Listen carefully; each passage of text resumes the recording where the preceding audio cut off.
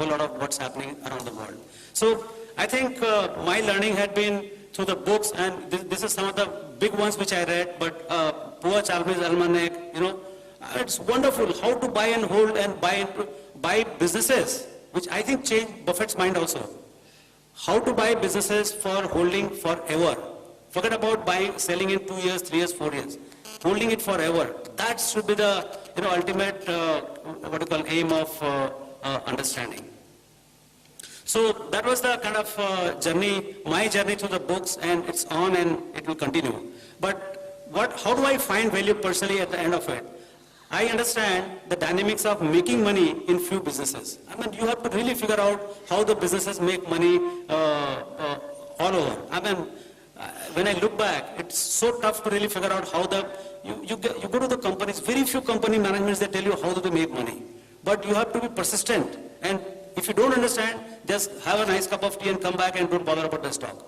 But you must understand before investing, how does this guy make money and whether he will keep making money. So some of the things I understand, like banking, financial sector, automotive, like Hero Honda and all, telecom, Bharti, consumer products, all consumer product companies, cement, steel, some of these businesses which are very simple, but I somehow think that I have some hook on how do they make money. And what I look for in a stock, businesses where profitability is very high, and most importantly, if it is likely to be very high. Right now low, but likely to be very high, and competition is limited, and there is a huge entry barrier. Not a Barsati. I think this particular term is developed between me and Sanjay. Whenever any company, I mean, after 4 or 5 years of boom, it shows 30%, 40%, 50% ROE. And then, if you look back, it is 3%, 2%. And then before that, there is something high. That we call it Barsati. It's not a perennial thing. It's only, when there is a Barsat, then only there is a water in that river.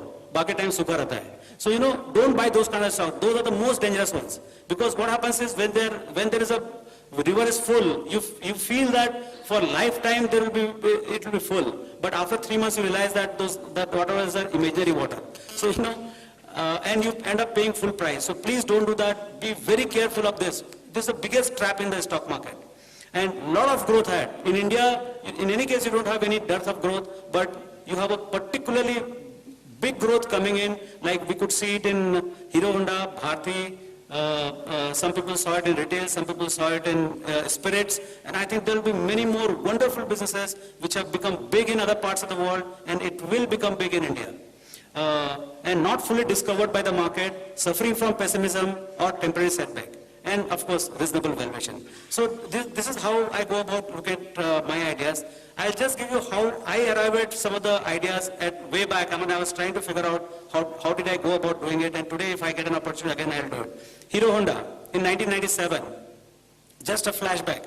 Products were in short supply. There was the whole thing started with the black marketing, 3,000-4,000 rupees premium on a product. Market was moving from scooters to motorcycle. I had read the book Value Migration. So value-wise migrating from scooters to motorcycles. Hero Honda was getting almost 100% of incremental growth. Profitability was very high, 25-30% ROE.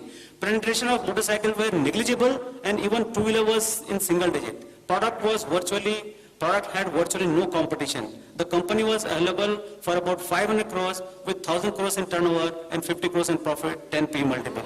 I didn't have to look back after I bought it. It's already 13-14 years, and I think another 13-14 years it will be good.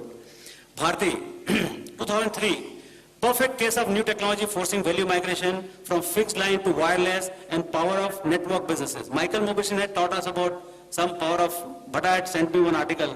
What is the power of network business? When millions of people, they come together and use the same network, what does it do to the profitability? And read about these mobile companies bidding licenses in Europe at crazy prices. They literally went bankrupt. So I said there must be some merit in this business. In 2002, Bharti does IPO at 45, and I was in Thai and all. I said these guys have gone crazy. They manipulate the accounts, and we thought it is grossly overpriced. This was in 2002.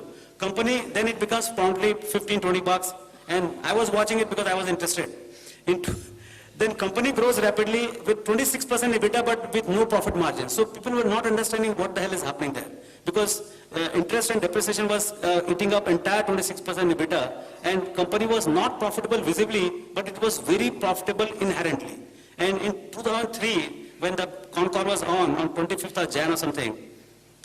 The stock was available at 25 rupees, book value was 25 rupees, and all the growth in the wireless was ahead, and we could buy at 25. When I bought 1,25,000 shares, all the guys in my company jumped. Why did you buy this? This is the most useless stock to buy. And literally they made me sell at 30 rupees, all the 1 lakh shares. I said 25,000 I'm not going to sell.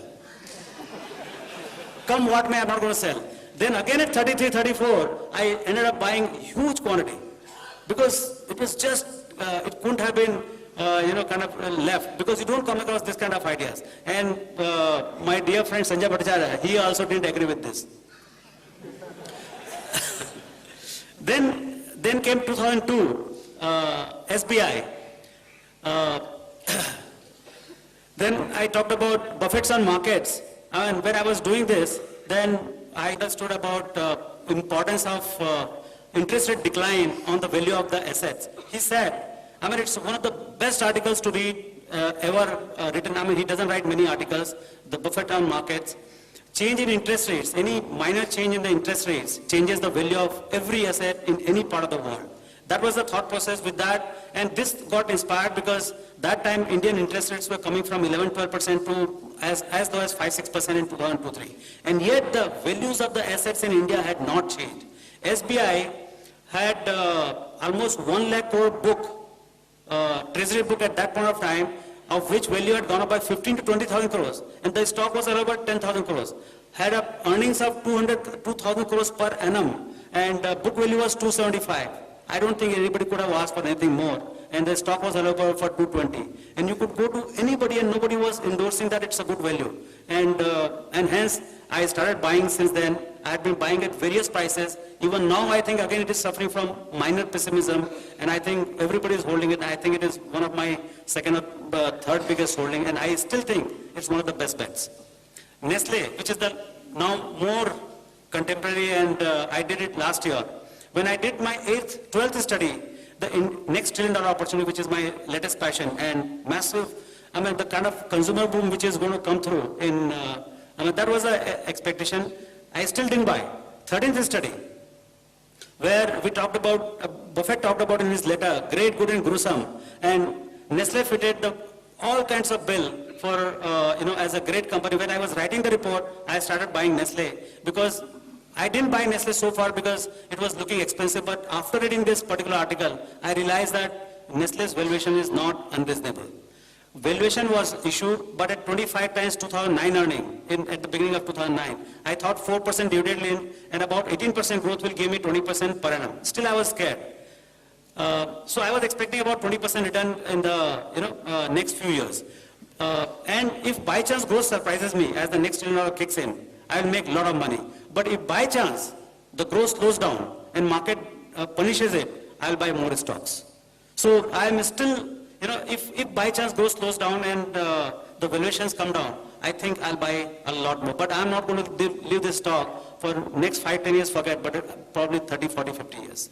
So, that is how I approach stock pickups, and all the stocks are in my portfolio still. So I think still there's some more excitement ahead in next 5, 10, 15 years. So I think the horizon of holding in value investing is what makes a difference, and how to pick, as Bhatta said, starting point is very important to get your right temperament on the stock. So I think, but I learned from Ramesh that you got to really back up the truck and buy at the depth of pessimism. So I think, I hope I have made my point clear, and price is what you pay and value is what you get. I think you must not forget this. Thank you.